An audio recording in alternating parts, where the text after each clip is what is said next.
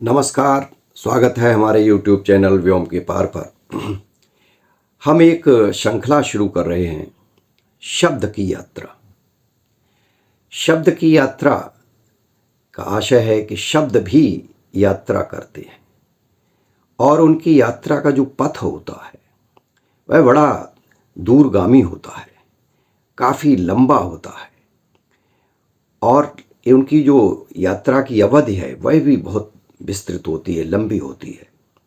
यानी कोई शब्द चलते चलते, प्रयोग होते होते कहाँ से कहाँ पहुँचता है, कंठ से कंठ वो यात्रा करता है और एक लंबे समय के बाद उसमें बहुत सारे बदलाव देखे जाते हैं। कभी उसके अर्थ में संकोच होता है, यानी अर्थ सिकुड़ जाता है। कभी उसके अर्थ में विस्तार हो जाता है, उसका अर्थ और फैल जाता है। यानी किसी शब्द का एक के लिए वह शब्द का अर्थ रहा होगा, लेकिन बाद में बहुत सारे लोगों के लिए वह हो जाता है। कभी कभी उनका अर्थ बिल्कुल बदल जाता है। कभी कभी ऐसा अर्थ हो जाता है कि अर्थ का अनर्थ हो जाता, उल्टा हो जाता है। तो ये सारी जो भाषा विज्ञान की जो गतिविधियां हैं शब्द की, वह निरंतर चलती रहती हैं और हमेशा से ये चलती रही हैं। तो इन शब्दों की उत्पत्ति कहाँ से हुई, व्युत्पत्ति क्या है इनकी, उनका अर्थ कहाँ से है, किस तरह से वह शब्द बना और कब बना, इन सब की खोजबीन भाषा वैज्ञानिक करते रहते हैं। और इसमें जब उसकी यात्रा को देखते हैं, उसके यात्रा के पथ को देखते हैं तो बहुत आनंद भी आता है, अच्छा भी लगता है और नई नई खोज भी करते हैं। तो आज हम एक शब्द जो बहुत प्रचलित है, गोरख धंधा, इस शब्द के बारे में हम संक्षेप में जानकारी करेंगे। बहुत सारी चीज़ें ऐसी होंगी कि जो अभी और छूट गई होंगी। तो गोरख धंधा ये आपने सबने सुना होगा, खूब प्रयोग होता है और तरह तरह से इसका प्रयोग होता है। कोई अगर उल्टा सीधा काम कर रहा है तो कह देते हैं, भाई क्या गोरख धंधा मचा रखा है। कोई चीज़ ऐसी है जो समझ में नहीं आती है तो भी कह देते हैं, क्या आप गोरख धंधा कर रहे हैं, किस गोरख धंधे में पड़े हुए हैं, कहाँ का आपने गोरख धंधा लगा रखा है। और कभी कभी कोई उल्टा सीधा काम करता है तो उसके लिए कहते हैं, क्या गोरख धंधे में पड़े हुए हैं। आशय ये है कि हम जब तक उसके अर्थ को समझेंगे नहीं तब तक हमें मालूम नहीं पड़ेगा कि गोरख धंधा का जो लाक्षणिक अर्थ है वह क्या है। और जब इस तरह का कोई शब्द आता है तो जो लेखक है, रचनाकार है या जो जिज्ञासु है, भाषा विज्ञान में जिसकी रुचि है, वो उस शब्द की के पीछे पड़ता है और देखता है भाई इसका आशय क्या, वहाँ तक पहुँचता है। और जब उसको सारी खोजबीन करता है तो बहुत सारी चीज़ें, उसकी परतें खुलती हैं। तो ये और अभी समाचार पत्रों में जानकारी मिली है कि हरियाणा में इसका गोरख धंधा शब्द को प्रतिबंधित किया गया है सरकार के द्वारा। और कहीं तक ये बात सही भी है। बहुत सारे ऐसे शब्द हैं जिन पर हम और आगे भी बात करेंगे। जैसे एक शब्द बुद्धू शब्द भी है, उस पर हम आगे के वीडियो में बात करेंगे। तो इन शब्दों का जो गलत प्रयोग होते हैं, अशुद्ध प्रयोग होते हैं, तो कभी कभी अपमानजनक जैसे हो जाते हैं। अब गोरख धंधा का सीधा संबंध गुरु गोरखनाथ से है। तो सबसे पहले हम ये जान लें कि गुरु गोरखनाथ के बारे में थोड़ी सी जानकारी हम कर लेते हैं कि यह इसका जो मूल अर्थ है वह गोरखनाथ यानी गोरक्षनाथ, इनका नाम गोरखनाथ का नाम गोरक्षनाथ भी है, से जुड़ा हुआ है। सिद्धों से संबंध, सिद्धों से जो संबंधित सभी जनश्रुतियों में एक बात समान है कि नाथ संप्रदाय के आदि प्रवर्तक, जो नाथ संप्रदाय के आदि जो शुरुआत के प्रवर्तक हैं, उनमें 4 महायोगी हुए हैं। यानी जो महायोगी हैं वो 4 हुए हैं और जिनमें आदिनाथ तो स्वयं शिव ही हैं, यानी शिव आदिनाथ हैं। उनके 2 शिष्य हुए, जालंधर नाथ और मत्स्येंद्रनाथ। मत्स्येंद्रनाथ को मच्छेंद्रनाथ भी कहते हैं। जालंधर नाथ के शिष्य थे कृष्णपाद। इनको कान्हपाद, कान्हपा और कानफा भी कहते हैं। और मत्स्येंद्रनाथ के शिष्य थे गोरखनाथ यानी गोरक्षनाथ। इस प्रकार से ये चार सिद्ध योगी यानी चार सिद्ध योगीश्वर नाथ संप्रदाय के मूल प्रवर्तक हैं, शुरुआत के ये हैं। इन्होंने ही ये संप्रदाय चलाया।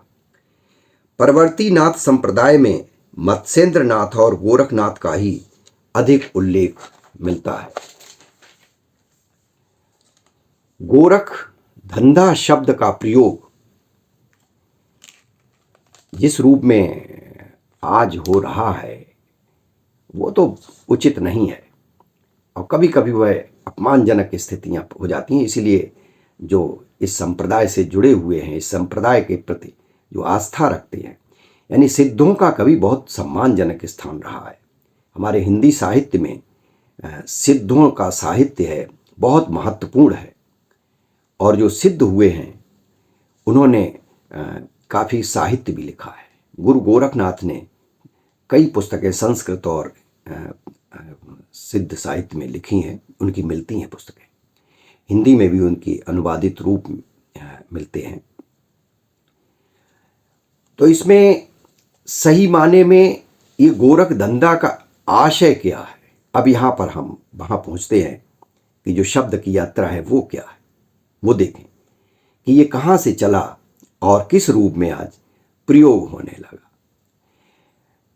तो इसमें जो हिंदी साहित्य कोश भाग 2 इसके अनुसार उसमें दिया हुआ है कि गोरखपंथी साधु लोहे या लकड़ी की सलाइयों के हेर फेर से एक चक्र बनाते थे।